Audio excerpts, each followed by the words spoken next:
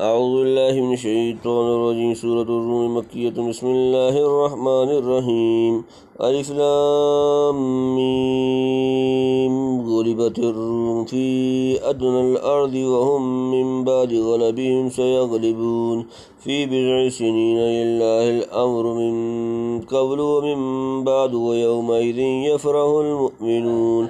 بنصر الله ينصر من يشاء وهو العزيز الرحيم. وعد الله لا يخلف الله وعده ولكن أكثر الناس لا يعلمون ظاهرا من الحياة الدنيا وهم عن الآخرة هم غافلون.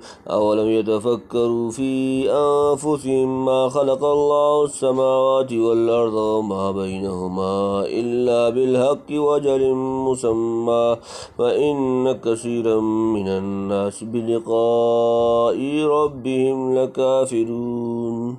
أولم يسيروا في الأرض فينظروا كيف كان عاقبة الذين من قبلهم كانوا أشد منهم قوة وآثاروا الأرض وعمروها أكثر مما عمروها وجاءتهم رسلهم بالبينات فما كان الله ليظلمهم ولكن كانوا أنفسهم يظلمون. ثم كان عاقبة الذين أساءوا السوء أن كذبوا بآيات الله وكانوا بها يستهزئون.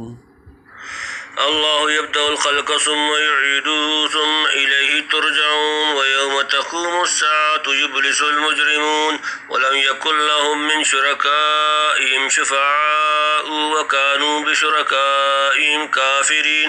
ويوم تقوم الساعة يومئذ يتفرقون. فأما الذين آمنوا وعملوا الصالحات فهم في روضة يخبرون. وأما الذين كفروا وكذبوا بآياتنا ولقاء الآخرة فأولئك في العذاب مهزرون.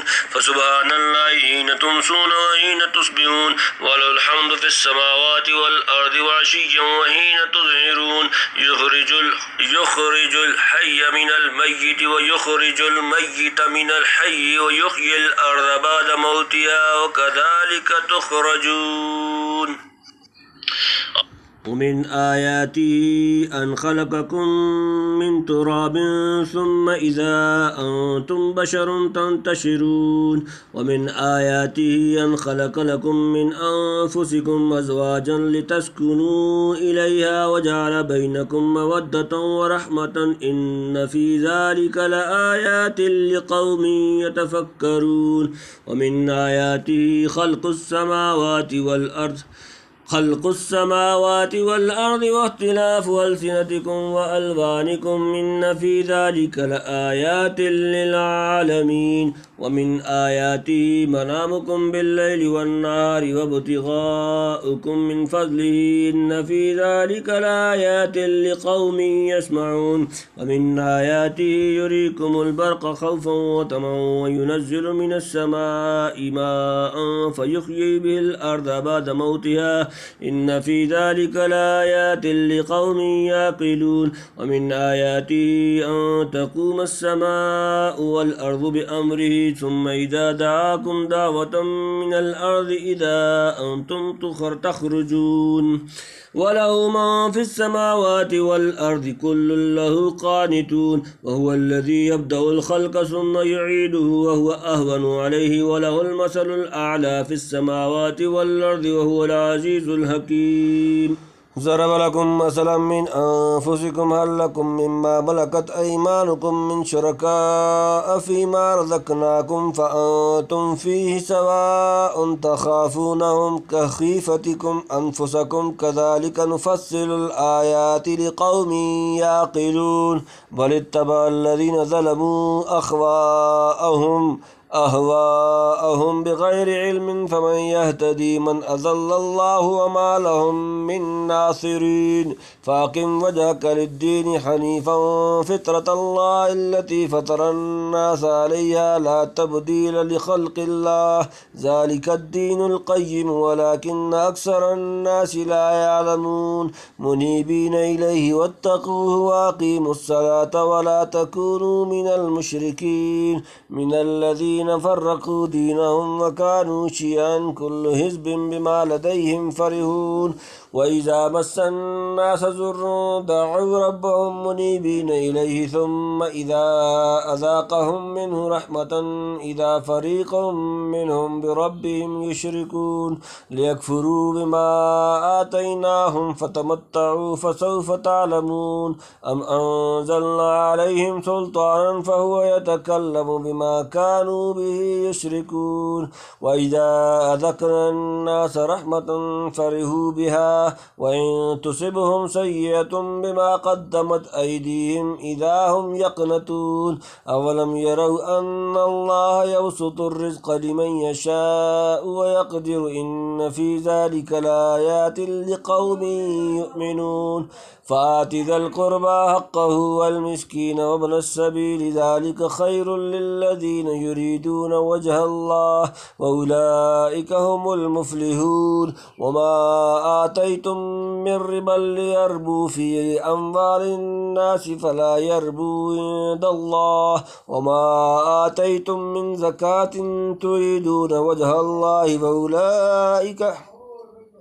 فأولئك هم المضعفون الله الذي خلقكم ثم رزقكم ثم يميتكم ثم يحييكم هل من شركائكم من يفعل من ذلكم من شيء سبحانه وتعالى عما يشركون ظهر الفساد في البر والبحر بما كسبت أيدي الناس ليذيقهم بعض الذي عملوا لعلهم يرجعون قل سيروا في الأرض فانظروا كيف كان عاقبة الذين من قبل كان أكثرهم مشركين فأقم وجهك للدين القيم من قبل أن يأتي يوم لا مرد له من الله يومئذ يصدعون من كفر فعليه كفره ومن عمل صالحا فلأنفسهم يمهدون ليجزي الذين آمنوا وعملوا الصالحات من فضله إنه لا يحب الكافرين ومن آياته أن يرسل الرياح مبشرات